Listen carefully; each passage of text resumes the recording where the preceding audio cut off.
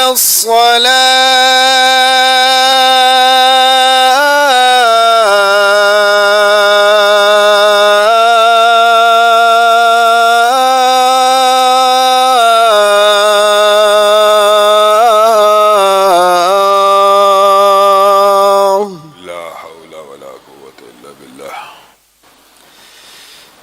حي على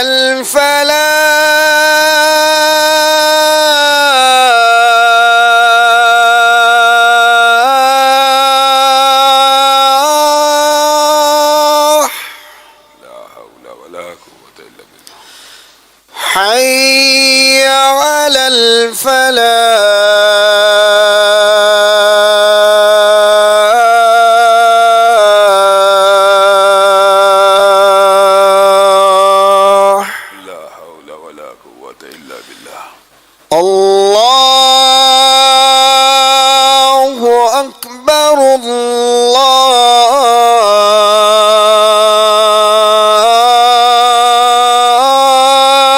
الله أكبر الله أكبر الله أكبر لا إله إلا الله لا إله إلا الله اللهم رب هذه الدعوة والصلاة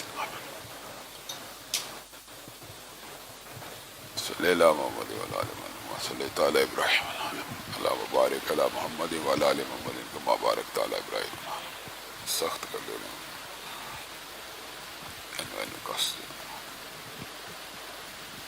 بس ٹھیک إن الحمد لله نحمده ونستعينه ونستغفره ونؤمن به ونتوكل عليه ونعوذ بالله من شرور أنفسنا ومن سيئات أعمالنا من يهده الله فلا مضل له ومن يضلله فلا هادي له وأشهد أن لا إله إلا الله وأشهد أن محمدا عبده ورسوله أما بعد فإن خير الحديث كتاب الله وخير الهدي هدي محمد صلى الله عليه وسلم وشر الأمور محدثاتها وكل محدثة بدعة وكل بدعة ضلالة وكل ضلالة في النار أعوذ بالله من الشيطان الرجيم أمن يجيب المضطر إذا دعاه ويكشف السوء ويجعلكم خلفاء الأرض أإله مع الله قلیلا ما تذکرون۔ تمام قسم کی تعریفات اور حمد و ثنا اللہ مالک الملک کے لیے ہیں جو تمام کائنات کے خالق مالک اور رازق ہیں، جو اپنے بندوں پر بے شمار انعامات کرنے والے ہیں، جو ہمیشہ سے ہیں اور ہمیشہ ہی رہیں گے، نہ جن کی ذات میں کوئی شریک ہے نہ جن کی صفات میں کوئی شریک ہے۔ حمد و ثنا کے بعد لاکھوں کروڑوں درود و سلام ہوں اس ہستی اقدس و مقدس پر کہ جن کا نام نامی اور اسم گرامی حضرت محمد رسول اللہ صلی اللہ علیہ وآلہ وسلم ہے، جنہیں تمام کائنات کا ہادی، رہنما، مقتدی، پیشوا، رہبر، امام بنا کر بھیجا گیا، اور جن کے قلب اطہر پر اللہ رب العزت نے اپنی آخری کتاب حمید کو نازل فرمایا۔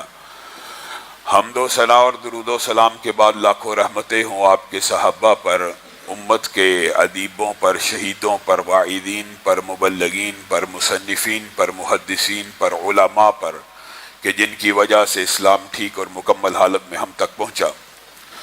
معزز سامعین گرامی قدر، پورا رمضان آپ کے سامنے اس مرتبہ کوشش یہ کی ہے کہ کچھ ایسے اعمال رکھے جائیں کہ جس کو اپنا لینے سے دنیا بھی بدل جائے اور آخرت بھی بہتر ہو جائے۔ آج آپ کے سامنے انہی اعمال میں سے ایک ایسا عمل رکھنا ہے جس کی اگرچہ رمضان میں قدر و قیمت تو بہت زیادہ ہے، لیکن یہ عمل ایسا ہے کہ اس کو پورا سال، اس کو ہر روز، اس کو صبح و شام، ہر وقت سر انجام دیتے رہنا چاہیے اور اس کے اوپر ہر وقت عمل کرتے رہنا چاہیے۔ اور یہ عمل اللہ رب العزت کا پسندیدہ عمل ہے، اور یہ عمل عبادت کا عمل ہے، اور اس عمل کو آپ اگر کریں گے اس میں کسی کا فائدہ نہیں ہے، اس میں فائدہ کس کا ہے؟ آپ کا اور میرا۔ آج ہم میں سے ہر کوئی مشکلات کا شکار ہے، مصیبتوں کا شکار ہے، پریشانیوں کا شکار ہے، کسی کے بچے بیمار ہیں، کسی کے رشتہ دار بیمار ہیں، کسی کے پیارے جیل میں پھنسے ہوئے ہیں، کسی کے پیارے مقدمات میں پھنسے ہوئے ہیں، کوئی بڑا برے حال میں ہے، کوئی رزق کی وجہ سے پریشان ہے، کوئی روزی تلاش کر رہا ہے، کوئی اپنے فیملی میٹرز کی وجہ سے پریشان ہے، کچھ بیٹیاں بہنیں ہیں اپنے سسرالی جھگڑوں کی وجہ سے پریشان ہیں، خامن پریشان ہے، بیویاں پریشان ہیں، بچے پریشان ہیں۔ ہر بندہ حقیقت میں اس دنیا میں جب بھی آتا ہے پریشانیوں کے ہمراہ آتا ہے اور پریشانیوں کے ہمراہ چلا جاتا ہے، اور ہر بندہ اپنی ہی زندگی میں ایک جنگ لڑ رہا ہوتا ہے۔ یہ بات بھی حقیقت ہے، کسی کو چاہے پتہ لگے نہ لگے، لیکن ہر بندے کی زندگی کے اندر ایسے لمحات ہوتے ہیں کہ شاید بندہ یہ سوچتا کہ میرے سے زیادہ پریشان اور میرے سے زیادہ مفلوق الحال اور میرے سے زیادہ مصیبتوں کا شکار شاید کوئی نہیں ہے۔ امن یجیب المضطر اذا دعا، امن یجیب المضطر اذا دعا۔ اللہ رب العزت کلام حمید میں ایک چیلنج کر رہے ہیں اور آپ سے اور مجھ سے پوچھ رہے ہیں، امن یجیب المضطر اذا دعاہ ویکشف السوء، کون ہے جو بے بسوں کی، بے کسوں کی، مصیبت زدوں کی، پریشان حالوں کی، پریشانیوں کی جب وہ صدا بلند کرتے ہیں تو جواب دیتا ہے۔ وَيَكْشِفُ السُّوءَ، صرف جواب کے اوپر بس نہیں کیا بلکہ کیا کہا، ان کی پریشانیاں دور کر کے وَيَجْعَلُكُمْ خُلَفَاءَ الْأَرْضِ، زمین کے اوپر انہیں کچھ زندہ رہنے کا موقع عنایت کرتا ہے اور ان کی پریشانیاں دور کر کے ان کو زمین کے اندر خلافت عطا کرتا رہتا ہے جتنی زندگی اللہ نے مقرر کی ہو۔ بات یہاں تک بھی مکمل ہے۔ اللہ تعالیٰ نے چیلنج کیا، کون ہے جو دعاؤں کو سنتا ہے، جواب دیتا ہے اور پریشانیوں کو دور کرتا ہے اور زمین کے اوپر تمہارا قیام کچھ عرصے کے لیے توسیع فرما دیتا ہے، ورنہ اللہ اگر چاہے، اللہ اگر تمہارے اور میرے عملوں اور کرتوتوں کو دیکھے تو زمین کے اوپر کسی بھی مخلوق کو زندہ نہ رکھے۔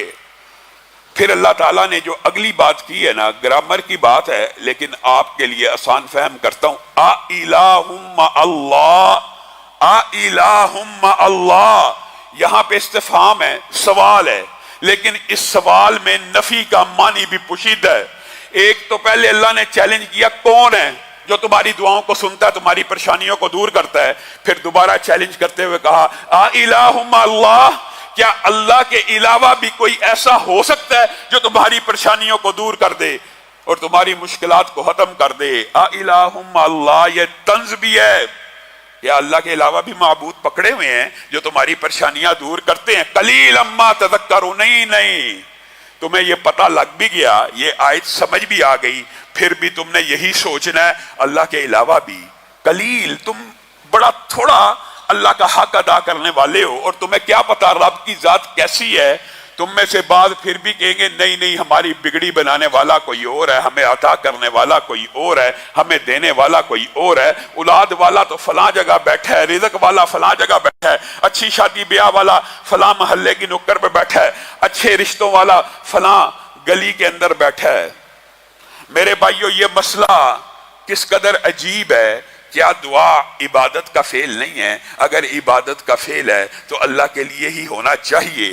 اس بات کو کلام حمید کے ذرا اسلوب سے جو قرآن پاک پڑھتے ہیں شاید ان کو تو یہ اسلوب معلوم ہو، اور جو کم پڑھتے ہیں میرے جیسے اور آپ جیسے، ان کے لیے اس بارے میں توجہ کروانی ہے۔ اللہ رب العزت نے 10 مقامات کے اوپر، قرآن پاک میں 10 مقامات کے اوپر جب بھی کسی سوال کے، کسی سائل کا سوال آیا، اللہ رب العزت نے اس کا جواب دیا، لیکن کس کے ذریعے؟ محمد صلی اللہ علیہ وسلم کے ذریعے۔ کیا مطلب؟ یسألونک عن الانفال، یہ آپ سے پوچھتے ہیں انفال کیا ہے، کس کے لیے ہے؟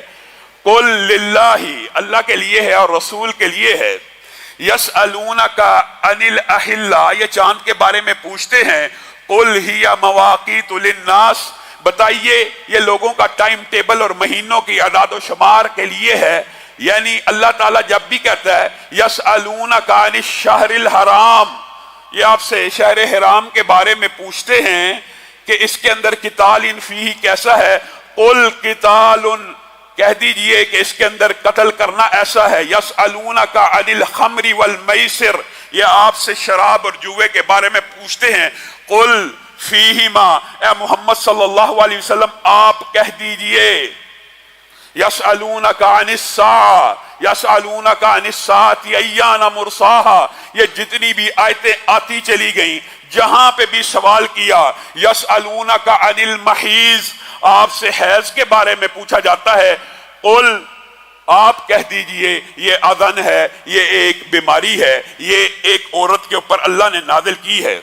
हर आयत अल्लाह ताला ने जब भी नाजिल की, यसअलूनका अनिर रूह, रूह के बारे में पूछते हैं, आप कह दीजिए कुल रूह मिन अम्रि रब्बी, आप कह दीजिए रूह का मतलब मेरा हुक्म है।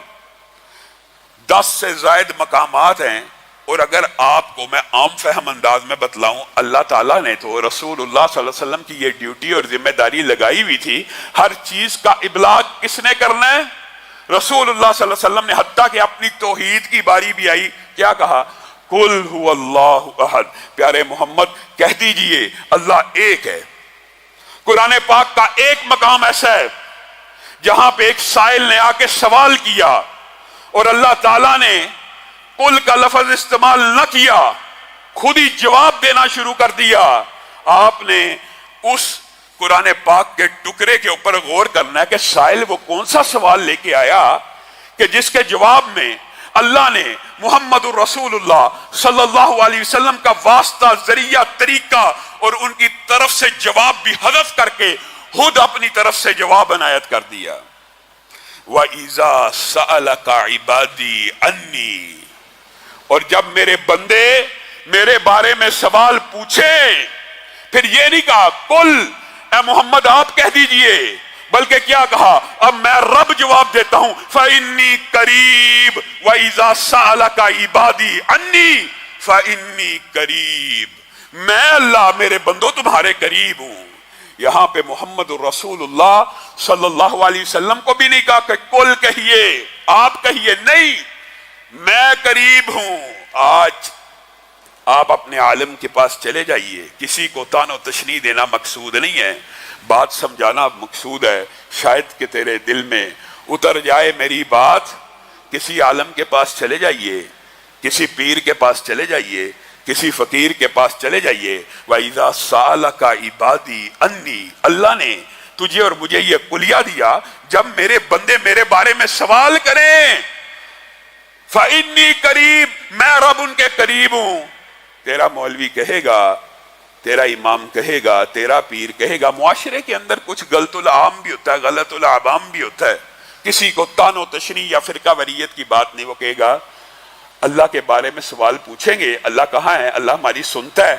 हाँ, अल्लाह सुनता है, लेकिन अल्लाह बड़ा दूर है। अल्लाह तक पहुंचने के लिए एक सीढ़ी चाहिए, एक वसीला चाहिए, एक तरीका चाहिए, एक रास्ता चाहिए, एक जरिया चाहिए। अल्लाह कह रहा है इन्नी करीब, मैं करीब हूं। मौलवी कह रहा है नहीं नहीं अल्लाह दूर है। अल्लाह कह रहा है मैं करीब हूं, मौलवी कह रहा है नहीं दूर है। अल्लाह तो कह रहा है मैं करीब हूं और मौलवी कह रहा है नहीं नहीं अल्लाह दूर है। अल्लाह तो दूर है। तेरे तक पहुंचने के लिए जैसे कि बादशाह का वजीर होता है, ये होता है, वो होता है, ये बातें कहां से आई हैं? अम्मन युजीबुल मुस्तर्रा इज़ा दआ, कौन है जो परेशान हालों की परेशानियों को दूर कर सकता है? अफिल्लाहि शक, क्या तुम्हें अल्लाह के बारे में भी शक पड़ गया कि अल्लाह भी नहीं सुनता? वो रब जिसकी नजर से इस धरती का एक जर्रा ओझल नहीं। कुरान पाक की आयत सुनी हुई है ना कि जहां पे पत्ता गिरता है, अल्लाह ताला को उस पत्ते के गिरने की जगह वो भी मालूम, जिस वक्त टूट के गिर रहा है वो भी मालूम, जितना सफर दरख्त से लेकर जमीन तक कर रहा है वो भी मालूम है। एक मखलूक में से उसका एक जुज पत्ता जमीन पे गिरता है, अल्लाह को मालूम है कहां गिरना है, किस जगह गिरना है, कितने बजे टूटा है, कितने बजे जमीन को लगना है। लेकिन अल्लाह को यह नहीं पता, मुआद अल्लाह, कि उसके बंदे ने हाथ उठाए हुए हैं और वो रब के सामने गिरियाजारी कर रहा है, आहो बुका कर रहा है, रो रहा है और उस रब को पुकार रहा है। अल्लाह को वो दुआ और निदा का पता नहीं चला, उसके लिए अल्लाह को वास्ते वसीले जरिए की जरूरत है। लेकिन पत्ता गिर जाएगा, उसकी खबर है। जब तू अल्लाह को मनाने के लिए, अल्लाह को राजी करने के लिए, अल्लाह को की इबादत करते हुए अल्लाह से मांगेगा, तब अल्लाह को पता नहीं चलेगा। میرے بھائیوں، یہ ایک لمبا چوڑا باب ہے، اس کے حوالے سے بھی انشاءاللہ اگر موقع ملا تو گفتگو کریں گے، نہیں تو رات کے دروس میں آپ سب ساتھی شرکت کریں۔ جو میرے بھائی باہر کھڑے ہیں ان سے گزارش ہے کہ وہ اوپر چلے جائیں، اوپر ابھی ہال میں جگہ ہوتی ہے اور آپ سامنے بیٹھ جاتے ہیں۔ میرے بھائیوں، اللہ رب العزت نے دعا کو عبادت کا ہے، دعا عبادت کا فعل ہے، بلکہ بعض احادیث میں مخ العبادہ، عبادت مغز ہے، دعا مغز ہے عبادتوں کا، دعا مومن کا ہتھیار ہے، دعا مومن کا ہتھیار ہے، دین کا ستون ہے۔ اللہ کی عبادت کرنے میں اللہ کو بڑا پسند ہے۔ ایک عام فہم مثال دے کے اپنی بات کو آگے بڑھاؤں گا۔ میرے بھائیو، آپ کا ایک والد ہو، ایک والدہ ہو، آپ ہر وقت اس کی تعریف کرتے رہیں اور باپ آواز دے آپ لبیک کہیں، باپ آواز دے آپ اس کو جوتی پہنائیں، باپ آواز دے آپ اس کی ایک ایک بات کو مانتے ہوں، اور پھر کبھی آپ اپنے باپ سے 10 روپے مانگ لیں، 20 روپے مانگ لیں، یہ مفہوماً سمجھانے کی کوشش کر رہا ہوں۔ آپ کے باپ کے جیب میں نہ بھی ہوں گے، چاہے اس کو آسمان سے تارے توڑ کے لانے پڑے، اگر وہ بیٹے سے راضی ہے، بیٹے سے خوش ہے، اور بیٹا وہ لفظ نہیں کہہ رہا جو اللہ کے لیے بندہ کہتا ہے۔ بندہ کیا کہتا ہے؟ سبحان اللہ، سبحان اللہ۔ بندہ تو اللہ کے بارے میں یہ الفاظ کہتا ہے۔ کیا کوئی بچہ اپنے باپ کے بارے میں پیار کے، محبت کے یہ الفاظ کہہ سکتا ہے؟ نہیں کہہ سکتا۔ زیادہ سے زیادہ جی میرے بابا، بابا میں حاضر ہوا، لبیک، باپ کی جوتیاں سیدھی کر رہا ہے۔ ایک دن 10 روپے کی ضرورت پڑ گئی، باپ سے مانگا، اب بتائیں باپ کی کیفیت کیا ہوگی؟ اس کو 10 روپے دینے کے لیے اگر جیب میں ہوں گے اسی وقت دے گا، اور اگر نہ ہوں گے تو پوری دنیا سے لڑ جائے گا، اپنے بیٹے کے لیے پیسے لے کے آئے گا۔ آپ نے اللہ کے بارے میں کیا سمجھا کہ اللہ سے آپ نے کوئی چیز کی گزارش کی ہے، کوئی چیز کی درخواست کی ہے، کس کے ساتھ؟ پہلے حمد بیان کی ہے، پھر درود پاک پڑھا ہے، پھر سبحان اللہ کہا ہے، پھر الحمدللہ کہا ہے۔ اللہ کو اتنی تعریفیں کرنے کے بعد اللہ کو کہا ہے اللہ مجھے 10 لاکھ دے دے، اللہ میری فلاں پریشانی دور کر دے۔ یہاں پہ باپ کی جیب میں ہو تو باپ تو فوراً دے دے، اور جس کے پاس کل کائنات کے خزانے ہیں، تجھے کس نے وہم ڈالا ہوا ہے کہ وہ عطا نہیں کرے گا؟ تجھے وہم ہے۔ محمد الرسول اللہ صلی اللہ علیہ وسلم نے اسی ضمن میں مجھے اور آپ کو سمجھانے کے لیے ایک حدیث بیان کر دی کہ ہو سکتا ہے کسی کے دماغ میں مغالطہ ہو، میری یہ ضرورت بہت بڑی ہے، اللہ کے پاس شاید یہ چیز موجود نہیں ہے، اللہ شاید یہ عطا نہیں کر سکتا۔ نبی کریم صلی اللہ علیہ وسلم نے کہا آدم اور ان کے تمام بیٹے، آدم اور ان کے تمام بیٹے، حضرت آدم سے لے کے قیامت تک، اس وقت دنیا میں 7 ارب انسان اس وقت موجود ہیں۔ ہر 100 سال میں اگر اتنے انسان موجود رہے ہیں، آپ ان کی آبادی کا حساب لگا دیں، پہلے کے اعتبار سے کم بھی ہوں گے۔ آئندہ قیامت تک کتنے انسان آنے ہیں؟ اربوں خربوں انسان دنیا میں آ چکے ہیں۔ محمد الرسول اللہ صلی اللہ علیہ وسلم ارشاد فرماتے ہیں آدم سے لے کے قیامت تک جتنے انسان پیدا ہونے ہیں وہ ایک قطار میں کھڑے ہو جائیں، اور آدم آئیں تمہارے رب کے خزانوں میں۔ تم کیا سمجھتے ہو تمہارا رب تمہاری مشکلات دور نہیں کر سکتا، مصیبتیں پریشانیاں دور نہیں کر سکتا؟ تم نے اپنے رب سے لگائی نہیں لو، تم نے اپنے رب کے سامنے ہاتھوں کو پھیلایا نہیں ہے۔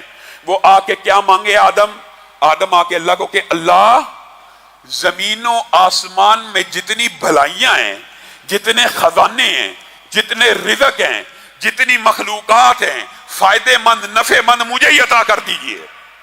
اللہ تعالیٰ آدم کو زمین و آسمان کے سارے خزانے، ساری نفع مند چیزیں، ساری بھلائیاں عطا کر دے۔ آدم کا دوسرا بیٹا ہے یہی کہ، تیسرا ہے یہی کہ، اللہ عطا کرتا چلا جائے۔ آدم کے سارے بیٹے قیامت تک پیدا ہونے والے یہ اللہ سے مانگتے چلے جائیں اور اللہ دیتا چلا جائے۔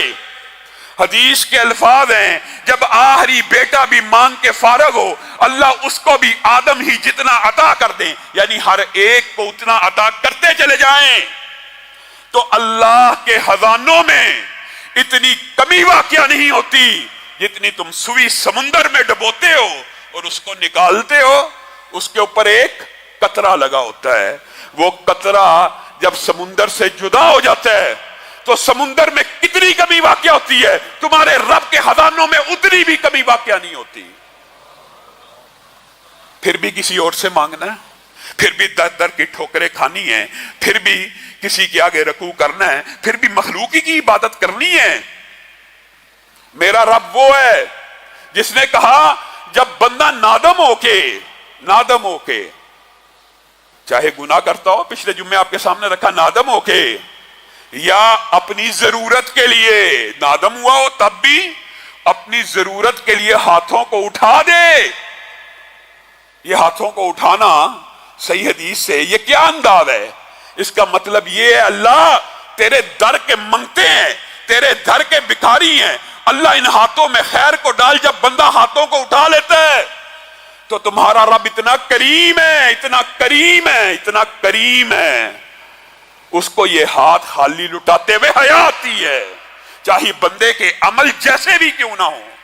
اس بندے نے میرے سامنے ہاتھ پھیلا دیے، میں تو عطا کرنے والا ہوں، کس سے مانگ رہا ہے؟ میں رب سے، اور میں اس کے ہاتھوں کو خالی لٹا دوں؟ یہ ممکن نہیں ہے. یہ آپ کو وسوسہ ہے. ہماری دعائیں نہیں سنی جاتی، ہماری دعائیں قبول نہیں ہوتی. محمد الرسول اللہ صلی اللہ علیہ وسلم نے یہ وہم، یہ اشکال بھی دور فرما دیا کہ بندے کی دعائیں اس وقت تک قبول ہوتی رہتی ہیں جب تک وہ جلدی نہیں کرتا اور یہ لفظ نہیں بول دیتا میری دعائیں قبول نہیں ہوتی. اے بندے، یہ کیوں کہا محمد الرسول اللہ صلی اللہ علیہ وسلم نے کہ جب تک بندہ یہ نہیں کہتا میری دعائیں قبول نہیں ہوتی تب تک اس کی دعا سنی جاتی ہے. لیکن جب بندہ یہ اعلان کر دیتا میری دعا نہیں سنی جاتی تو اس کی پھر دعا نہیں سنی جاتی. اس کی وجہ کیا ہے؟ کبھی غور کیا اس حدیث پہ؟ اس کی وجہ یہ ہے تو نے تو خود الہ کا، اللہ کا انکار کر دیا. تو نے تو اللہ کے بارے میں یہ گمان کر لیا کہ اللہ دیتا نہیں ہے، اللہ سنتا نہیں ہے. اور جس کی رب نہیں سنتا پھر گلی گلی پھرتا رہے، پھر در در کی ٹھوکریں کھاتا رہے، جتنے مردی وسیلے واسطے ڈالتا رہے. جس کی رب نے نہیں سننی اس کی کوئی نہیں سن سکتا. حدیث کے یہ بھی الفاظ موجود ہیں، پوری دنیا جمع ہو جائے ایک بندے کو نقصان پہنچانے کے لیے، ایک بندے کو، پوری دنیا جمع ہو جائے ایک بندے کو نقصان پہنچانے کے لیے، اور اللہ تعالیٰ اگر اس کی حفاظت کرنا چاہیں تو اس کو کوئی نقصان نہیں پہنچا سکتا، کوئی نقصان نہیں پہنچا سکتا. اور تو اپنے منہ سے ہی کہہ دیتا میری سنی نہیں جاتی. اگر رب نے نہیں سننی تو پھر کس نے سننی ہے؟ یہ وہم، یہ اشکال بھی آج کے بعد دور کر لیجئے. نبی کریم صلی اللہ علیہ وسلم نے ارشاد فرمایا، اس بارے کے اوپر آپ نے غور کرنا ہے، جب بھی بندہ دعا کے لیے ہاتھ اٹھاتا ہے، جب بھی بندہ دعا کے لیے ہاتھ اٹھاتا ہے وہ اللہ رب العزت سے کچھ مانگ رہا ہوتا ہے. وہ اللہ کو کہتا ہے، مثالاً آپ کو سمجھاتا ہوں، یہ مفہوماً ہے، حدیث کا مفہوم یہ ہے، ایک بندہ دعا کرتا ہے اللہ مجھے 1 کروڑ فلاں تاریخ کو میں نے پیمنٹ کرنی ہے، عطا کر دے. اللہ اس کو عطا کر دیتا ہے اور یہ بندہ سمجھتا ہے میری دعا بڑی عمدہ معنوں میں قبول ہوئی. اور حدیث کا مفہوم یہ ہے کہ اس بندے کی نظر میں یہ دعا کا سب سے بہتر نتیجہ ہے اور اللہ کی نظر میں یہ دعا کا سب سے ہلکا نتیجہ ہے. ایک بندے نے 1 کروڑ مانگا، 10 کروڑ مانگا، 20 کروڑ مانگا، اللہ نے عطا کر دیا. بندے کی نظر میں سب سے بہتر نتیجہ ہے اور اللہ کی نظر میں سب سے ہلکا نتیجہ ہے. یہ کیا بات ہوئی؟ یہ بات یہ ہے، اگر حدیث مکمل پڑھی جائے گی تو بات سمجھ آ جائے گی. نبی کریم صلی اللہ علیہ وسلم نے کہا ایک بندے نے، مفہوم آپ کے سامنے رکھ رہا ہوں، 10 کروڑ تو مانگا، اس کو وہ نہ ملا، 20 کروڑ تو مانگا وہ نہ ملا، لیکن یوم کتابت تقدیر میں لکھا تھا اتنے بج کے اتنے منٹ کے اوپر اس بندے کی اللہ نے دونوں آنکھیں لے لینی ہے، اس بندے کا ہاتھ لے لینا ہے، اس بندے کا پاؤں لے لینا ہے. یوم کتابت تقدیر میں، تقدیر کی کتاب کے اندر یہ بات لکھی تھی، اس کی آنکھ چلی جائے گی. ایک بندے نے 10 لاکھ مانگا ہے، 1 کروڑ مانگا ہے، وہ تو نہ ملا، لیکن کتابت تقدیر کے اندر تقدیر میں جو ایسی باتیں لکھی تھی ان میں سے ایک بات یہ تھی کہ اس کی آنکھ ضائع ہو جائے گی. اب آنکھ ضائع نہ ہوئی اور بندے نے یہ سمجھا کہ میری تو دعا قبول ہی نہیں ہوئی، بندے نے یہ سمجھا میری دعا قبول ہی نہیں ہوئی. میں نے تو 10 کروڑ مانگا ہوا ہے, میں نے تو 10 لاکھ مانگا ہوا ہے, وہ نہ ملا. لیکن اللہ نے بدلے میں آنکھ کی سلامتی عطا کر دی. اور نبی کریم صلی اللہ علیہ وسلم نے فرمایا یہ اللہ کے نزدیک پہلے نتیجے سے بہتر نتیجہ ہے. اور اگر آپ غور کریں اپنے اوپر, بتائیے آنکھ اچھی ہے کہ 10 لاکھ اچھے ہیں؟ 1 کروڑ اچھا کہ دونوں آنکھیں اچھی ہیں؟ اللہ رب العزت کی یہ عنایت ہے. اور یہ جو یوم کتابت تقدیر کا باب ہے, ضمنی طور پہ بات آئی ہے, یہ باب بڑا طویل ہے. بعض لوگ کہتے ہیں اللہ رب العزت نے کتابت تقدیر میں لکھا تھا دعا اب کی, وہ مٹا دیا گیا. صرف ایک جملہ کہوں گا اور بات کو آگے لے کے جاؤں گا. میرے بھائیو, یہ جو وقت ہوتا ہے نا, وقت, یہ جو وقت ہے, یہ جو گردش دورہ ہیں, یہ جو ماہ و سال ہیں, یہ میرے اور آپ کے لیے ہیں. یہ صرف میرے اور آپ کے لیے. یہ مخلوقات کو اللہ نے وقت کے اندر پابند کیا ہوا ہے. اللہ وقت سے ماورا ہے. اللہ کا ہر وقت حال چل رہا ہوتا ہے. یہ تیرا میرا ماضی, حال اور مستقبل ہے. اللہ کے لیے کیا مشکل ہے؟ جس طرح آج کی دعا مانگنے سے کتابت تقدیر کے دن تقدیر بدلی جا سکتی ہے, اسی طرح اللہ تو اتنا بڑا ہے, اللہ کی قوت و طاقت اور قدرت کا اندازہ اس بات سے لگا سکتے ہیں. اللہ کو تو تب بھی پتا ہے کہ اس نے کس وقت یہ دعا کرنی ہے. گویا تقدیر لکھے جانے کے اندر بھی انسان کے اعمال کا ہاتھ ہوتا ہے.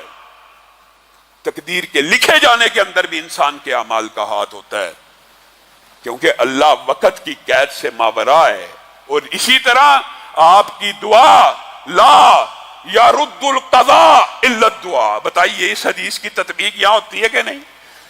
قضاء کو کوئی چیز نہیں ٹال سکتی مگر دعا کے. دعا قضاء کو بھی بدل دیتی ہے, لکھی ہوئی تقدیر کو بھی بدل دیتی ہے. آگے بڑھتے ہیں. تیسری بات, نبی کریم صلی اللہ علیہ وسلم نے جب یہ بات کہی کہ یہ دوسرے نمبر کا نتیجہ, صحابہ حیران ہو گئے کہ کیا اس سے بھی بہتر کوئی نتیجہ ہو سکتا ہے؟ جی ہاں, یوم یفر المرء من اخیہ و امہ و ابیہ و صاحبتہ و بنیہ. جس دن انسان اپنے بیوی بچوں سے بھی بھاگ رہا ہوگا, اپنے باپ سے بھی بھاگ رہا ہوگا. کیوں؟ باپ کوئی حق نہ مانگ لے, بیوی کوئی حق نہ مانگ لے, بیٹا انگلی نہ اٹھا دے, بیٹا کوئی نیکی نہ لے جائے. بیٹا سگا, اس سے بندہ بھاگ رہا ہوگا, باپ سے بھاگ رہا ہوگا, ماں سے بھاگ رہا ہوگا, بیوی سے بھاگ رہا ہے. کوئی حق کا مطالبہ نہ کر دے, کوئی نیکی نہ لے اڑے. جس وقت ایک ایک نیکی کی ضرورت ہوگی, حدیث کا مفہوم یہ ہے, کچھ بندے اپنے سامنے نیکیوں کے پہاڑ دیکھیں گے. اللہ یہ نیکیاں تو کی نہیں ہوئی, اللہ یہ نیکی تو یاد نہیں, نیکیوں کے پہاڑ ہیں, کدے آدم نہیں کدے جبال ہیں. اللہ یہ نیکی تو کبھی کی ہی نہیں, یاد ہی نہیں, یہ کس وقت کی نیکی ہے؟ اس وقت ان کو جواب دیا جائے گا, ہاں دنیا میں سمجھا کرتے تھے تمہاری دعائیں سنی نہیں جاتی. یہ وہ ساری دعائیں ہیں جن کو اللہ نے دنیا میں قبول نہیں کیا, ان کے بدلے آج آخرت میں تمہارے لیے یہ نیکیوں کے پہاڑ کھڑے کر دیے ہیں. بندہ اس وقت کیا خواہش کرے گا؟ آج میری اور آپ کی کیا خواہش ہے؟ اللہ ہماری دعائیں سنیں. آج ہر ایک کی خواہش ہے نا. قیامت کے دن زندگی کی حقیقت سامنے آ جائے گی, نیکیوں کے پہاڑوں کو دیکھے گا تو اللہ سے کہے گا کاش اللہ تو نے زندگی میں ایک بھی نہ سنی ہوتی, کاش اللہ تو نے دنیا میں ایک بھی نہ سنی ہوتی. آج ساری کی ساری نیکیوں کے پہاڑوں میں تبدیل ہو کے یہاں پہ موجود ہوتی, جنت میں درجے بڑھ جاتے. اور یہ بندہ مومن اور مسلم کے لیے شاید دعا کا سب سے ہلکا نتیجہ ہے. اور محمد رسول اللہ صلی اللہ علیہ وسلم نے کہا یہ دعا کا اللہ کے نزدیک سب سے عمدہ نتیجہ ہے, اور حقیقت میں یہی نتیجہ سب سے عمدہ ہے. آپ کو کس نے کہہ دیا؟ ہاں یہ بات ہے, ہم دنیاوی طور کے اوپر مشکلات مصیبتوں میں گرے ہوئے میرے بھائیو, دنیا کے لیے بھی دعا کرنی چاہیے, کرنی چاہیے. میں اس بات کے اوپر اعتراض نہیں کرتا, لیکن ایک درد دل آپ کے سامنے رکھنا چاہتا ہوں. کبھی آپ نے غور کیا ہے کہ موت کے لمحات کو یاد کر کے ہم میں سے کتنے ایسے ہیں جو خوش ہو جائیں؟ کیا ہم میں سے کوئی ایک ایسا بیٹھا ہے جو یہ سوچے میں مرنے لگا ہوں اور خوش ہو جائے؟ کیا وجہ ہے؟ جب پیش اپنے رب کے پاس ہونا ہے تو خوشی کیوں نہیں؟ وہ خوشی کہاں پہ فوت ہو گئی آج معاشرے میں؟ جو صحابہ حضرت بلال نزا کے عالم میں جھوم رہے ہیں خوشی سے, آپ بیمار ہیں، آپ فوت ہونے والے ہیں، بیوی بچے آہو بکا کر رہے ہیں، آپ خوشی سے لہلہا رہے ہیں، آپ خوشی سے کھلکھلا رہے ہیں، میں کیوں نہ خوش ہوں؟ ایک دروازہ ہی تو ہے موت، اس کے بعد اپنے رب کی بارگاہ میں پیش ہو جانا ہے۔ آج ہم میں سے کتنے ہیں جو دنیا کی تو خیر مانگتے ہیں، کیا کبھی آخرت کی بھی بھلائیاں مانگی ہیں؟ آخرت کی بھی بھلائیاں مانگنی چاہیے۔ صرف دنیا کی بھلائیوں کے ساتھ ساتھ دنیا کی بھلائی مانگ لینے میں کوئی حرج نہیں ہے، لیکن انسان کا عالم اور کیفیت یہ تو ہو کہ انسان موت کے لمحات کو سوچے تو خوشی اور مسرت کی ایک کیفیت جسم کے اندر اتر جائے کہ فرشتے استقبال کرنے کے لیے آئیں گے، رب کا دیدار ہوگا، رب کے پاس جائیں گے، رب اچھی میزبان۔ لیکن یہ کیفیت کب پیدا ہوگی؟ جب آپ کو پتا ہوگا، آپ ہر وقت دعا کریں اللہ مجھے معاف کر دے۔ ان اللہ یبسط یدہ باللیل، اللہ اکبر۔ ہاتھ پھیلانا کس کا کام ہے؟ مخلوق کا۔ ان اللہ یبسط یدہ باللیل، اللہ تعالی خالق مالک ہو کے ہاتھوں کو پھیلاتے ہیں جب بھی رات آتی ہے کوئی بندہ جو میرے سامنے ہاتھوں کو اٹھا دے؟ آپ اور میں، اور یہی حدیث کے الفاظ دوسری جگہ پہ بھی ہیں، ان اللہ یبسط یدہ بالنہار، اللہ جب بھی دن طلوع ہوتا ہے ہاتھوں کو پھیلاتے ہیں، ہے کوئی توبہ کرنے والا، ہے کوئی مانگنے والا، ہے کوئی میری بارگاہ میں آنے والا؟ آپ نے اس حدیث کے ٹکڑے کے اوپر غور نہیں کیا، ان اللہ یبسط یدہ باللیل لیتوب مسیء النہار۔ اس کا مطلب کیا ہے؟ اس کا مطلب یہ ہے کہ ہر وقت، ہر ٹائم دنیا کے اندر کہیں پہ رات ہو رہی ہوتی ہے اور کہیں پہ دن ہو رہا ہوتا ہے، تو ہر لمحہ اللہ رب العزت تجھے اور مجھے آپشن دے رہے ہوتے ہیں کہ میں اللہ کے ہاتھوں کو پھیلا رہا ہوں کہ میرے بندوں میں سے کوئی ہے جو میری بارگاہ میں آ کے مجھ سے مانگے۔ میرے بھائیوں، میری بیٹیوں، میری بہنوں، ایک بات یاد رکھو، جتنا مرضی بڑا سخی ہو، جتنا مرضی بڑا غنی ہو، جتنا مرضی بڑا غنی ہو، آپ اس کا دروازہ ایک مرتبہ کھٹکائیں، 2 مرتبہ کھٹکائیں، 3 مرتبہ کھٹکائیں، 4 مرتبہ کھٹکائیں، بالآخر وہ تنگ آ جائے گا۔ اور رب وہ ہے جتنی دفعہ کھٹکائیں گے اتنا خوش ہوتا چلا جائے گا۔ کتنی عجیب صفات ہیں۔ مخلوق کی صفت یہ ہے، ایک دفعہ کھٹکاؤ تو شاید دے دے، دوسری دفعہ کم دے گا، تیسری دفعہ جتنی دفعہ کھٹکاؤ گے کم سے کم، اور آخر میں شاید ناراض ہو جائے۔ اور رب وہ ہے پہلی دفعہ میں شاید کم دے، دوسری دفعہ میں زیادہ دے گا، تیسری دفعہ میں اس سے بھی زیادہ دے گا۔ جو مانگتے چلے جاؤ گے عطا بڑھتی چلی جائے گی۔ اور انبیاء کی دعاؤں کے قصے تو آپ نے سنے ہیں، اور یہ باب بڑا طویل ہے۔ میں آپ کے سامنے بعض امتیوں کی دعا کی قبولیت کی سچی باتیں رکھنا چاہتا ہوں۔ امام احمد ابن حنبل ایک قصبے میں گئے، جب وہ اس قصبے میں پہنچے جہاں پہ جانا تھا وہ مسجد بند تھی، باہر بیٹھے ایک نان بھائی گزرا، ان کو اپنے گھر لے گیا۔ لمبا چوڑا واقعہ مختصر کر کے آپ کے سامنے رکھتا ہوں چند واقعات۔ نان بھائی گھر گیا تو منہ سے زیر لب استغفر اللہ پڑھا۔ امام احمد ابن حنبل نے کیا پڑھتا ہے؟ کہا استغفر اللہ پڑھتا ہوں۔ کہا اس کے کیا فوائد ہیں تیری زندگی میں؟ کہا پڑھتا تو استغفر اللہ ہوں، لیکن جب بھی ہاتھوں کو اٹھاتا ہوں جو چیز مانگی ہے اللہ عطا کر دیتا ہے۔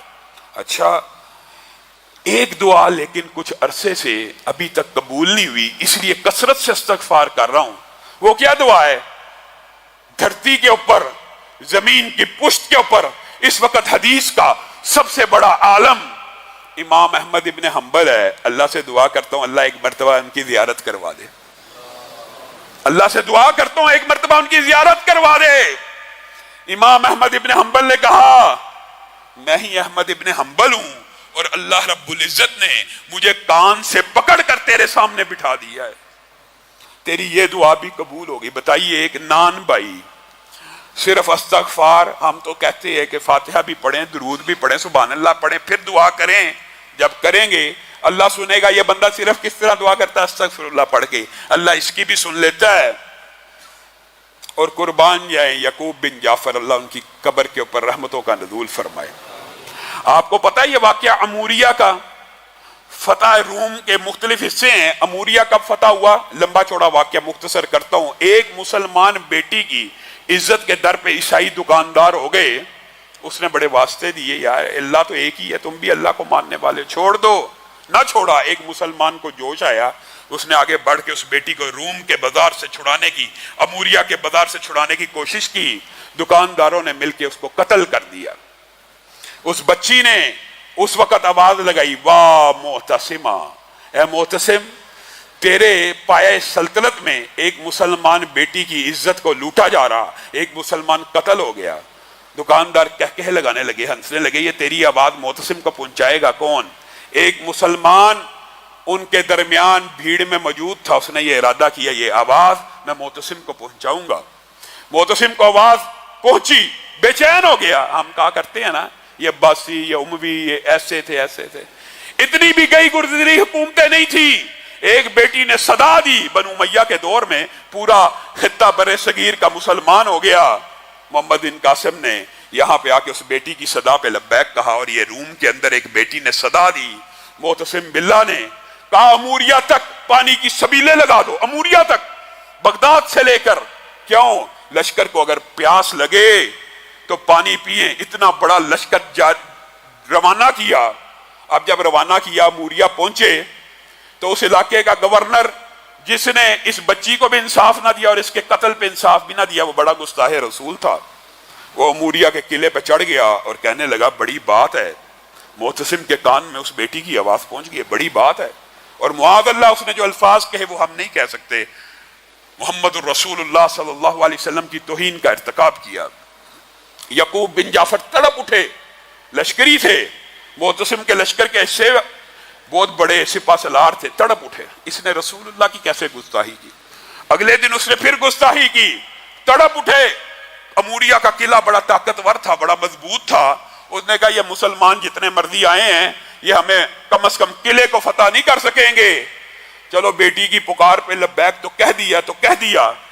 یعقوب بن جعفر اس رات اللہ کی بارگاہ میں ہاتھوں کو اٹھاتے ہیں، اے اللہ، وسائل بھی کم ہیں، افراد بھی کم ہیں، یہ بندہ محمد الرسول اللہ کی توہین کرتا ہے، اللہ اس کی گردن کو، اس کے قتل کو میرے ہاتھ پہ لکھ دے۔ اور پھر جب صبح ہوئی فجر کی نماز کے بعد، یعقوب بن جعفر نے صفوں کو سیدھا کیا اور کہا اموریا کے قلعے پہ چڑھائی کریں گے، لیکن میں نے رات رب سے دعا کی ہے، میں ایک تیر چھوڑوں گا۔ اس دعا کے آسرے کے اوپر وہ بدبخت پھر قلعے کے اوپر چڑھا کہ مسلمان حرکت کر رہے ہیں۔ یعقوب بن جعفر نے پتہ نہیں کتنے میل کا فاصلہ ہوگا، کیا تیر کبھی اتنا میلوں کا فاصلہ طے کرتا ہے، بسم اللہ پڑھ کے تیر کو چھوڑا، سیدھا اس گستاخ رسول کی گردن میں لگا، وہ گرا، مسلمانوں کے حوصلے بلند ہوئے، اسی دن اموریا کا قلعہ فتح ہو گیا۔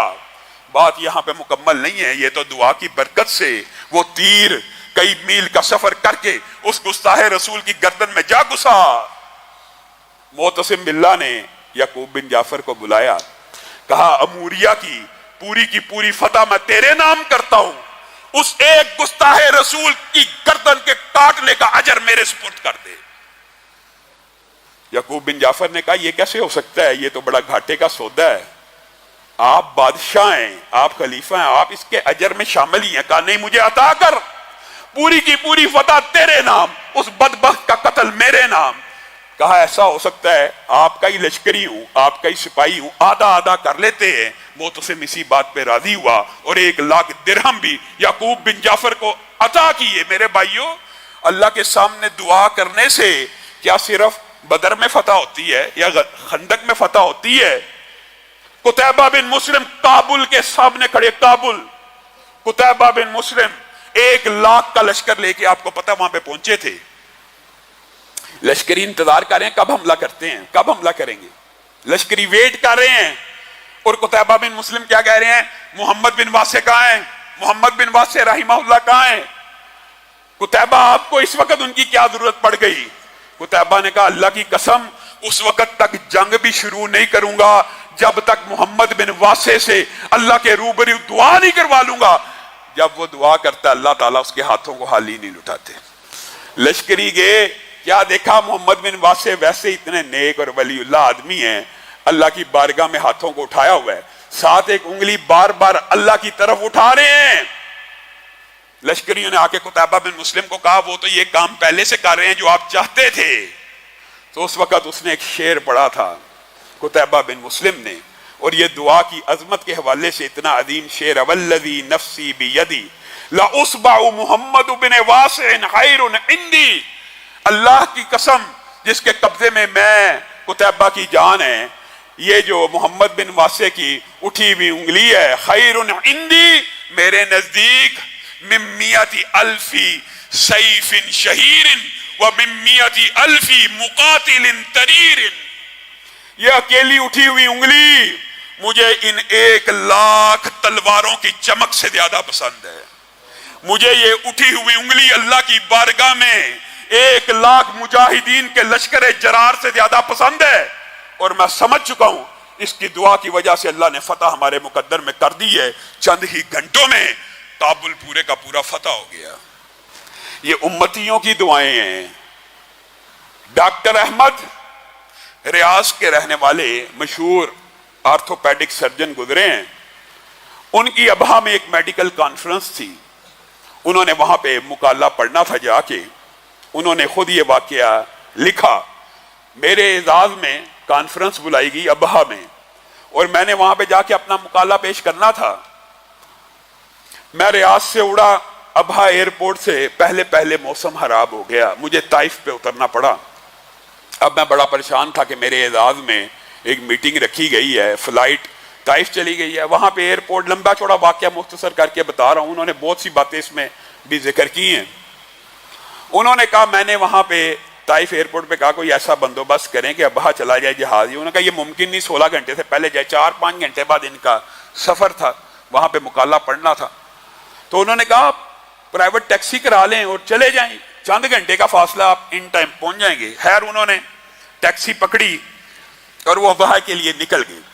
کہتے ہیں ایک تو رستے میں طیارہ خراب ہوا، پورا سارے کا سارا موسم خراب ہوا، اس کی وجہ سے طیارہ وہاں پہ گراؤنڈ ہو گیا۔ اب میں نکلا ہوں، کچھ دیر بعد سڑک کے اوپر بھی موسم خراب ہو گیا۔ اب سڑک کے اوپر جب موسم خراب ہوا، ایک دم اندھیرا چھا گیا، اتنے بادل میں نے کبھی اپنی زندگی میں نہ دیکھے۔ بالآخر گاڑی کو ایک قصبے کے سائیڈ پہ لگا دیا کہ یہ موسم ختم ہوتا ہے تو میں گاڑی چلا پاؤں گا، ورنہ تو ایکسیڈنٹ ہو جائے گا۔ اور حالت بڑی بری ہے، موبائل چارج ہی نہیں ہے، بیٹری لو ہو چکی ہے۔ میں نے دروازہ کھٹکایا، ایک بوڑھی سی عورت نکلی، اس کو کہا اماں جی میں مسافر ہوں، اس نے کہا اندر آ جائیے۔ اس نے میرے لیے کھانے کا بھی انتظام کیا، چائے بھی دی۔ کچھ دیر بعد میں نے دیکھا ماں زیر لب کچھ بڑبڑاتی ہے، کچھ بولتی ہے۔ میں نے پوچھا اماں جی کیا معاملہ ہے؟ کہا یہ جو بچہ سویا ہوا ہے نا، اس کی ہڈیوں میں ایک ایسا مرض ہے، اللہ تعالیٰ نے زندگی میں ہر دعا سن لی ہے، میں بڑی ناتواں ہوں، میں بڑی کمزور ہوں، میں بڑی غریب ہوں، اس کا علاج پورے ملک میں صرف ایک ڈاکٹر کر سکتا ہے۔ میں رب سے دعا کرتی ہوں اللہ تعالیٰ کوئی وسائل اور اسباب پیدا فرما، میں اس ڈاکٹر کی فیس دے دوں، میں اس کے پاس ریاض جا سکوں۔ اماں جی اس ڈاکٹر کا کیا نام ہے؟ اس ڈاکٹر کا نام احمد ہے۔ مجھے سارے علاقے کے ڈاکٹروں نے کہا اس بچے کا آپریشن صرف وہی کر سکتا ہے، اور اسی کے آپریشن سے اس کو شفا ملنے کا امکان ہے۔ ڈاکٹر احمد کہتے ہیں میں زاروں کے تار رونا شروع ہو گیا۔ میں نے اپنے سفر کے اوپر غور کیا، میرا جہاز کیوں کر وہاں پہ کھڑا ہوا؟ میں نے اپنے سفر کے اوپر غور کیا، میری گاڑی کیوں اس ماں کے دروازے کے سامنے رکی؟ تو میرے دل سے یہ خیال آئی، یہ میرے دل سے یہ آواز آئی کہ اس ماں کی دعا کو رب نے ایسا سنا کہ ڈاکٹر احمد کو کان سے پکڑ کر اس ماں کے دروازے پہ کھڑا کر دی ہے۔ اور ڈاکٹر احمد کہتے ہیں میں نے اس کو کہا میں ہی ڈاکٹر احمد ہوں۔ تو وہ عورت خوشی سے اللہ کے روبرو سجدے میں گر گئی اور کہنے لگی، اور یہ الفاظ تو انبیاء کے ہیں، وَلَمْ أَكُمْ بِدُعَائِكَ رَبِّي شَقِيًّا، اے اللہ کبھی ہم آپ سے دعا کرنے کے بعد، آپ سے مانگنے کے بعد محروم نہ رہے۔ کہتی اماں جی نے وہی الفاظ کہے، اللہ پوری زندگی جو بھی دعا کی آپ نے قبول کر لیا، آج ڈاکٹر کو بھی پکڑ کے میرے گھر پہ لے آئے۔ پھر ڈاکٹر نے اس بچے کا آپریشن کیا، اللہ تعالیٰ نے اس کو شفا دی۔ آپ دعا کو معمولی سمجھتے ہیں، انبیاء کی بات نہیں ہے، اولیاء کی بات نہیں ہے، اور دعا تو اللہ تعالیٰ کئی مرتبہ گناہگاروں کے حق میں ایسی پوری کرتا ہے، آپ حیران رہ جائیں گے۔ میں امتیوں کی واقعات اس لیے سنا رہا ہوں کہ آپ نے انبیاء کے، اولیاء اور صلحاء کے واقعات تو سنے ہوئے ہیں، اور لیکن یہ باتیں لوگوں سے محو ہو جاتی ہیں۔ گناہگار، اور میرے بھائیوں جب بھی دعا کیا کرو، اللہ کی قسم ایک کلیہ بھی بتا رہا ہوں، موضوع لمبا ہے، انشاءاللہ رات کے دروس میں اگر موقع ملا تو یہ تفصیل سے رکھیں گے. اگر تم چاہتے ہو تمہاری دعائیں قبول ہونا، تم اپنے بھائیوں کے لیے دعا کیا کرو، تم اپنے رشتہ داروں کے لیے دعا کیا کرو، اپنا دل بڑا کرو. اپنا دل ہی بڑا کرنے کی بات ہے. اللہ میرے فلاں بھائی کا مسئلہ حل کر دے، اللہ میرے فلاں دوست کا مسئلہ حل کر دے، اللہ میرے فلاں رشتہ دار کا مسئلہ حل کر دے. یہ دل بڑا کرو گے، آسمان سے ایک فرشتہ نازل ہوگا. وَاللَّهُ کا بھی مثل ذالک، تیرے لیے بھی ایسا ہی ہے. جو دعا کرتے رہو گے آپ کے حق میں قبول ہوتی رہے گی، اور دعا گناہ گار کے حق میں بھی قبول ہوتی ہے اور گناہ گاروں کی بھی قبول ہوتی ہے. یہ واقعہ بیان کر کے اپنی بات کو ختم کروں گا. اسی طرح سعودیہ کا ایک شہری ہے، اس نے یہ واقعہ خود لکھا بھی اور انٹرویوز بھی دیے ٹی وی پہ آ کے کہ مجھے ایک رات خواب آئی کہ اس نمبر پہ کال کرو اور اس بندے کو عمرہ کرواؤ. صحیح واقعہ. اس نمبر پہ کال کرو اور اس بندے کو عمرہ کراؤ. کہا ایک دن خواب آئی، میں نے اگنور کیا کہ چلتی پھرتی خواب ہے. دوسرے دن پھر خواب آئی، تیسرے دن پھر خواب آئی. کہا میں حیران تھا، مجھے آج تک ایسی خواب نہیں آئی. نمبر بھی بتایا جاتا ہے. کہا میں نے باللہ ہر تیسری چوتھی مرتبہ کے بعد نمبر ڈائل کر دیا. نمبر ڈائل کیا، آگے سے ایک عربی بدو نے اٹھایا. میں نے اس کو کہا مجھے خواب آتی ہے کہ میں تجھے عمرہ کراؤں. اس نے کہا میں جب سے پیدا ہوں میں نے خانہ کعبہ نہیں دیکھا، چل فون رکھ. فون رکھ دیا. کہا میں علماء کے پاس، تعبیر والے معبرین کے پاس گیا، ان سے پوچھا یہ کیا معاملہ ہے. انہوں نے کہا یہ اللہ کا حکم ہے. خواب اللہ کی طرف سے بھی ہوتے ہیں اور شیطان کی طرف سے بھی ہوتے ہیں. جو روحانی خواب ہوتے ہیں معبرین کو ان کا پتہ چل جاتا ہے کہ یہ اللہ کا حکم ہے یا شیطان کی طرف سے ہے. کہا یہ اللہ کا حکم ہے، اس کو عمرہ کروا. کہا پھر میں اس بندے کے پیچھے پڑ گیا. وہ بندہ کہتا میں 50-60 سال سے سعودی عرب رہتا ہوں، میں نے آج تک خانہ کعبہ نہیں دیکھا، تو مجھے کہاں پہ عمرہ کرواتا ہے؟ چل بند کر. کہا باللہ ہر ایک دن مجھے کہنے لگا، میں بار بار اس کو کالیں کرتا رہا، اگر تو مجھے 5 سٹار پیکیج لے کے دے گا، وہاں پہ 5 سٹار ہوٹل ہوتے ہیں، یہ ہے میں نے سنا ہوا ایسے ایسے یہ ساری فیسیلیٹیز دیتا ہے، مجھے یہاں سے گاڑی پک کرنے آئے گی میرے گھر کے باہر سے، یہ جو بھی اس نے خواہشات رکھی. کہا میں نے کہا سارا خرچہ میرے ذمہ، تو بس ہاں کر، احرام پہن، میقات سے نیت کر. کہا گاڑی بھی بھیج دی، 5 سٹار کا انتظام بھی کر دیا. کہا پھر میں اس کے سمرا ہو گیا اور میں غور کرنے لگا اللہ تعالیٰ نے مجھے کیوں اس کو عمرہ کرانے کی ڈیوٹی لگائی ہے. کہتا ہے کہ بدو جو سگریٹ بھی پیتا ہے اور جس کی عادات بھی داڑھی کے بغیر ہے، اور کوئی حرکت بھی ایسی نہیں میں نے دیکھی کہ جس کی وجہ سے اس کا نام مجھے خواب میں آئے. سمجھ نہیں آئی. کہا عمرہ کر کے نکل گئے. تو نکلنے کے بعد جب دروازے پہ پہنچا تو کہنے لگا آج تک اللہ کا گھر تو نہیں تھا دیکھا، لیکن آج دیکھ لی ہے تو دل کی کیفیت بدل گئی ہے. ذرا کچھ دیر آپ ویٹ کر سکتے ہیں؟ یہ ایکسٹرا میں آپ سے کچھ ٹائم مانگتا ہوں، مجھے 1-8 گھنٹہ دے دیجئے، میں رب کے سامنے سجدہ کرنا چاہتا ہوں. کہا جب اس نے یہ الفاظ کہے میرے دل کی کیفیات بدل گئی. میں نے جانا تھا فوری، لیکن میں نے کہا کر لے. کہا آدھا گھنٹہ ہو گیا سجدے میں پڑا تھا، پونا گھنٹہ ہو گیا سجدے میں پڑا تھا، میں پریشان ہو گیا، جا کے اٹھایا، روح پرواز کر چکی تھی. کہا پھر مجھے سمجھ آئی اللہ نے مجھے کیوں بھیجا، یہ بندہ یہاں پہ فوت کیوں ہوا حالت سجدہ میں اللہ کی بارگاہ میں. کہا میں اس کو لے کے آیا، اس کے غسل کا انتظام کیا، اس کے محلے میں پہنچا، اس کے علاقے میں پہنچا. بات پھیل گئی کہ فلاں ابن فلاں حالت سجدہ میں فوت ہو گیا خانہ کعبہ کے اندر. کہا میں نے اس کی بیوی سے اس کے حوال کا پتہ کیا، اس کے بچوں سے. مجھے ہر ایک نے یہی کہا کہ نماز بھی کبھی پڑھتا تھا کبھی نہیں تھا پڑھتا، گھر میں اکثر نمازیں پڑھا کرتا تھا، سگریٹ پیتا تھا، کبھی خانہ کعبہ نہیں گیا، کوئی خاص مسجد سے گہرا تعلق نہیں تھا. کہتا جب میں نکلنے لگا مجھے سمجھ نہیں آئی یہ سارا کا سارا واقعہ کیا ہے. کہا ایک عورت باپرد نے مجھے اشارہ کیا، ان کے گھر کے قریب سے گزر رہا تھا، اشارہ کیا رک جاؤ.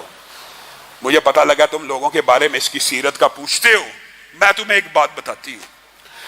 کہنے لگی میں عورت بیوہ ہوں اور میرا ایک یتیم بچہ ہے. اس بندے کی کوئی خوبی ہو یا نہ ہو، لیکن ایک خوبی ایسی تھی، یہ اپنے گھر کے لیے تربوز لاتا تھا، سمولیاں جو برگر ٹائپ ہوتی ہیں عرب میں، روٹیاں، دہی، بوتل دودھ، جب بھی لے کے آتا تھا اپنے گھر کے لیے میرے گھر کے دروازے کے سامنے رکھ جاتا تھا کہ یہاں پہ ایک یتیم بچہ رہتا ہے. اللہ کی قسم اس بندے نے آج تک میری شکل کو بھی نہیں دیکھا. اس کی روٹین تھی، مجھے پتہ لگ جاتا تھا، میں دروازہ کھولتی تھی، وہ سامان اٹھا لیتی تھی، ہمارا گزر بسر چل جاتا تھا. جب یہ بات ہوتی تھی تو میں اللہ کے سامنے رو کے دعا کرتی تھی، اللہ اس بندے کا خاتمہ بالخیر کر، اللہ اس بندے کا خاتمہ بالخیر کر دے.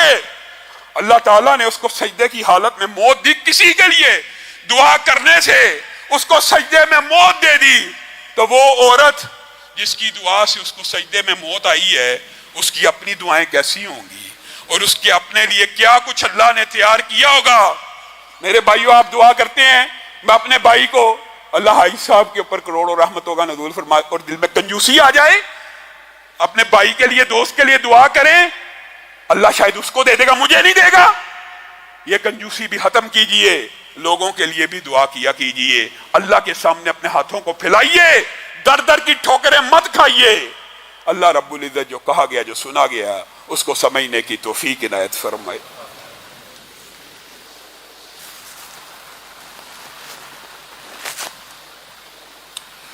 جن بھائیوں کو باہر جگہ نہیں مل رہی وہ اوپر چلے جائیں۔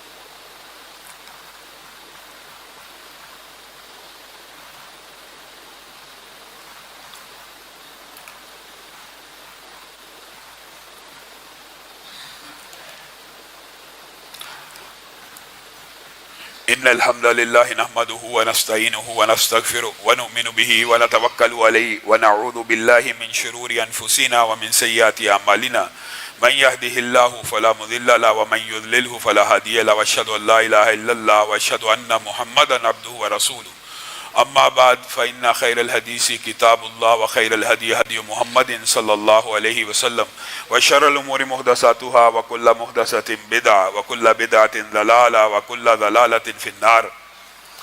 معزز سامعین گرامی قدر، سب سے پہلی بات آپ کی توجہ اور آپ کو ایک سافٹ ریمائنڈر وہی کروانا ہے کہ آپ کے سامنے ہم نے رمضان کی ابتدا میں یہ بات رکھی تھی کہ الحمدللہ ہم نے ایک گھر ساتھ والا لیا ہے، اور اس کے علاوہ ایک پلاٹ عورتوں کی مسجد کی توسیع کے لیے لینا چاہتے ہیں۔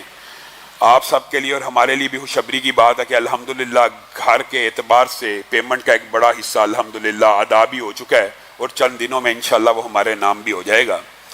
لیکن جہاں تک بات پلاٹ کی ہے تو اس حوالے سے آپ سے یہ گوش گزار کرنا ہے کہ جس طرح 6 منزلہ ایجوکیشنل کمپلیکس آپ کے تعاون کے بغیر تیار نہیں ہو سکتا، اسی طرح وہ پلاٹ بھی آپ میں سے اگر ایک بندہ بھی چاہے لے کے دے سکتا ہے، 2 بھی چاہے لے کے دے سکتے ہیں، لیکن اس کے لیے آپ کو ہمت کرنی پڑے گی۔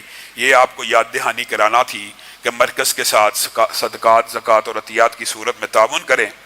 دوسری بات جو آپ کے سامنے رکھنی ہے وہ یہ ہے کہ ہر سال یوم علی کا جلوس ہو یا محرم الحرام کے جلوس ہو، ہر سال ایک ہی بات کو دہرایا جاتا ہے، اور اس کے اوپر پھر ملک کے اندر احتجاجات بھی کیے جاتے ہیں۔ آج میں پولیس سے، حکومت سے، قانون نافذ کرنے والوں سے اور ملک کی تمام مقتدر قوتوں سے ایک گزارش کرنا چاہتا ہوں، ایک درخواست کرنا چاہتا ہوں کہ اگر آپ واقعی ملک سے فرقہ واریت کو ختم کرنا چاہتے ہیں اور چاہتے ہیں پاکستان میں فرقہ واریت ختم ہو جائے، تو اس کا ایک بڑا آسان کلیہ ہے، بڑا ہی آسان طریقہ ہے، لیکن ہم یہ سمجھتے ہیں آپ اگر اس کلیے کے اوپر عمل نہیں کر رہے، ایک عرصے سے علماء کا یہ مطالبہ ہے، تو پھر آپ ہی فرقہ واریت ختم نہیں کرنا چاہتے، اور جان بوجھ کے یوم علی میں اور محرم میں ایسے نعرے اور صحابہ کی توہین اور تنقیص کے آوازیں لگوائے جاتے ہیں تاکہ ملک میں فرقہ واریت کی آگ بھڑک جائے۔ میں اہل سنت کا ایک نمائندہ ہونے کی حیثیت سے، بریلوی دیوبندیوں اہل حدیثوں کا نمائندہ ہونے کی حیثیت سے ایک مطالبہ اور ایک بات اور ایک کلیہ آپ کے سامنے کرتا ہوں، اپنے علماء کو منانا میری ذمہ داری ہے۔ وہ کلیہ یہ ہے کہ آج اہل سنت کے علماء آپ کے سامنے یہ بات رکھتے ہیں، یہ جو باتیں کرتے ہیں کہ اہل بیت کی یہ اہل سنت توہین کرتے ہیں، اللہ کی قسم یہ جھوٹ ہے، یہ سب سے بڑا بہتان ہے، یہ سب سے بڑا الزام ہے کہ حضرت علی کی توہین کرتے ہیں۔ جی حضرت علی کو جی گالیاں دی گئی تھی، یہ بھی جھوٹ ہے۔ یہ جھوٹ سے بڑی ہوئی باتیں ہیں، جس طرح آج جھوٹ بولا جاتا ہے کہ حضرت علی کا بغض ہے، حضرت علی کو گالیاں دیتے ہیں، اہل بیت کو گالیاں دیتے ہیں، یہی جھوٹ سابقہ لوگوں پہ بھی لگائی جاتے ہیں۔ حال کیا ہے؟ حضرت ابو بکر سے لے کے حضرت ابو سفیان تک، حضرت ابو بکر سے لے کے حضرت ابو سفیان تک جتنے بھی صحابی ہیں، اگر کوئی اہل سنت کا بندہ ہو یا اہل روافظ کے اندر کوئی بندہ موجود ہو وہ ان کی توہین کرے اس کی زبان کو کاٹ ڈالا جائے. اور اگر میں بات کی ابتدا یہاں سے کروں تو زیادہ بہتر ہے. محمد الرسول اللہ صلی اللہ علیہ وسلم سے لے کر حسن حسین، امام زین العابدین، امام باقر، امام جعفر، کوئی بندہ اہل بیت میں سے کسی کی توہین کرے اس کی بھی زبان کو کاٹ ڈالا جائے.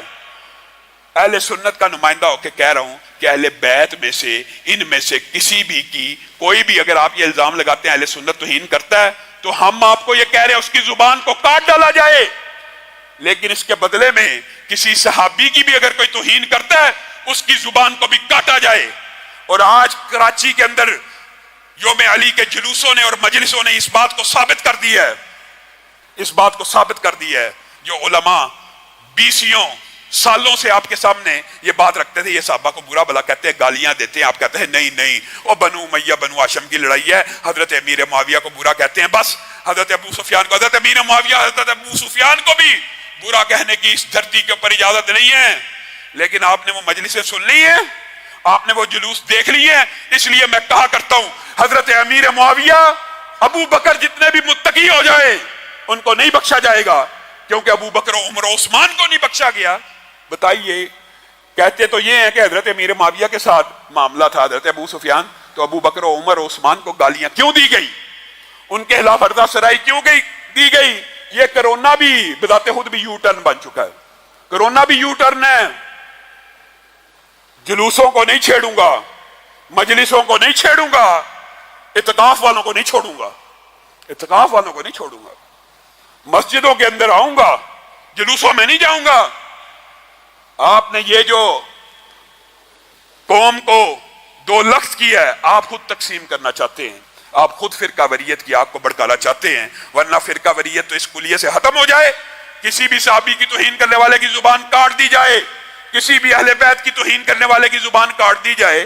آپ چاہتے نہیں ہیں. عجیب افسوس ہوتا ہے کئی باتوں کے اوپر.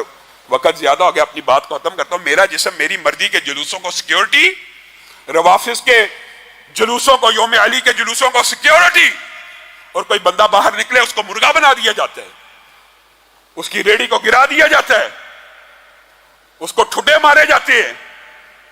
میرا جسم میری مرضی والے کو سیکیورٹی ہے، اور میری عبادت میری مرضی مسجد کے اندر ایس او پیز کے ساتھ.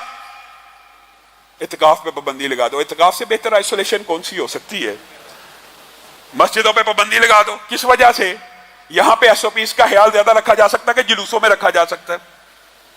یعنی میری عبادت میری مرضی کا کوئی کلیہ موجود نہیں. عبادت کرنے کے لیے کسی کو زبردستی لایا جاتا ہے. ہر بندہ اپنی مرضی سے عبادت کرنے کے لیے آتا ہے. یہ آزادی اظہار کے نعروں میں بھی جھوٹے ہیں، یہ ان دعووں میں بھی جھوٹے ہیں. اور دوسری بات، میں اپنے بریلوی دیوبندی بھائیوں کو کہنا چاہتا ہوں، آج اتحاد مسالک ثلاثہ کی اشد ضرورت ہے. لیکن اس اتحاد کو، اس بڑھتے ہوئے اتحاد کو روکنے کے لیے سازشیں بھی عروج پہ ہیں. آپ نے کھوئی رٹا کے واقعے کے اوپر غور کرنا ہے میرے بریلوی بھائیوں. کیوں ایک اہل حدیث کے اوپر توہین رسالت کا الزام لگایا گیا؟ نہیں لگانا چاہیے. اس طرح کے الزام لگانے سے ہمارا مقدمہ اسلام پسندوں کا کمزور ہوتا ہے. اگرچہ یورپی یونین اور یہ کہانیاں کس سے لمبے ہیں، رمضان کی وجہ سے ان سے صرف نظر کیا جا رہا ہے. رمضان کے بعد انشاءاللہ ان کی حقیقت بھی آپ کے سامنے رکھیں گے. لیکن میرے بھائیوں، اور میں یہ بات بھی پھر حکومت سے کہنا چاہتا ہوں کہ توہین رسالت کا مقدمہ جھوٹا ہوتا ہے، ہمیں اقرار ہے. لیکن قتل کے مقدمے بھی تو جھوٹے ہوتے ہیں کہ نہیں ہوتے؟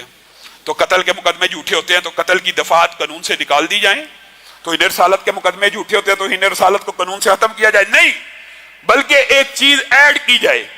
جو بندہ توہین رسالت کا جھوٹا الزام لگاتا ہے پھر اس کے اوپر بھی توہین رسالت کا مقدمہ ہونا چاہیے. اگر آپ یہ قانون لے آئیں گے تو آسانی ہو جائے گی. اور بریلوی بھائیوں کو میں یہ کہتا ہوں، آج کل یہ جان بوجھ کے کچھ فتنے بازوں نے وہ کھوئی رٹا کے ایک شریف نوجوان اہل حدیث کے اوپر توہین رسالت کا الزام لگایا ہے. کیا آپ سوچ سکتے ہیں وہ اہل حدیث جن کے مسلک کا آپ نام ہی کہہ لیں اہل حدیث ہے، اہل حدیث رسول اللہ کی حدیث کا ادب احترام کرنے والے، جو رسول اللہ کی بات کا احترام کرنے والے ہوں، وہ رسول اللہ کی ذات کا احترام کرنے والے نہیں ہوں گے؟ اس نوجوان کے ساتھ ظلم ہوا ہے. اور اس طرح کے مظالم پھر سوشل میڈیا پہ چلتے ہیں اور پھر اس قانون کے خلاف باتیں ہوتی ہیں.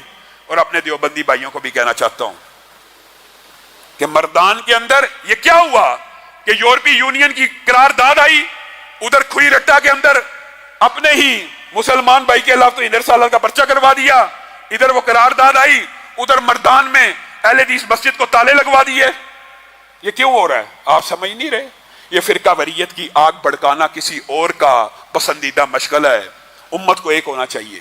اہل حدیث دیوبندی بریلویوں نے اگر مقابلہ کرنا ہے لبرلزم، سیکولرزم، ان موبتی مافیا کا، آنٹیوں کا، ان دین دشمنوں کا، ان اللہ کا انکار کرنے والے ملحدوں کا، تو ہم سب کو ایک ہونا پڑے گا، اور ہم انشاءاللہ ایک ہوں گے۔ اتحاد بڑھ ہے، قربتیں ہو رہی ہیں، فاصلے سمٹ رہے ہیں۔ اللہ رب العزت اس وطن عزیز کی حفاظت فرمائے۔ سبحان ربک رب العزت عما یصفون۔